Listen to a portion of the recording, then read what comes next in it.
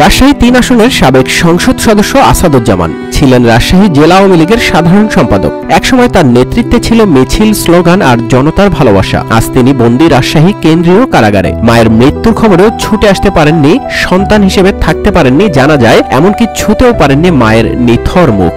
কারা ফটকের সামনে শুধু দূর থেকে শেষবারের মতো মায়ের মুখখানা দেখলেন। গত বছরের ৫ আগস্ট আওয়ামী সরকারের পতনের পর গ্রেপ্তার হন আসাদুজ্জামান। দীর্ঘদিন কারাবন্দী থাকা আসাদুজ্জামান জীবনের সবচেয়ে কঠিন সময়ে মাকে হারালেন। স্বজনেরা আবেদন করেছিলেন অন্তত মায়ের জানাজা ও দাফনের আগে প্যারোলে মুক্তি পাক আসাদুজ্জামান, কিন্তু নিরাপত্তার কথা বলে অনুমতি দেওয়া হয়নি। তবু শেষ এক নজর জেলগেটের পাশে দূর থেকে মায়ের মুখ দেখার সুযোগ মিলেছিল আসাদুজ্জামানের। RICL TMX, যুগের পর যুগ স্থাপনা থাকে মজবুত।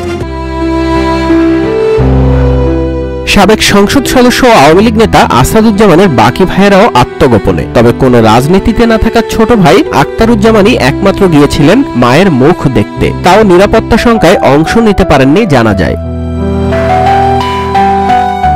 এরপর রাত 9:30টায় রাজশাহীর মহিষবাথানে জানাজা শেষে দাফন হয় আসাদুজ্জামানের মা সালেহা বেগমের। জীবন থেমে যায়, কিন্তু প্রশ্ন থেকে যায়, রাজনীতি কি এক মায়ের মৃত্যুতেও মানবিকতার জায়গা রাখতে পারে না?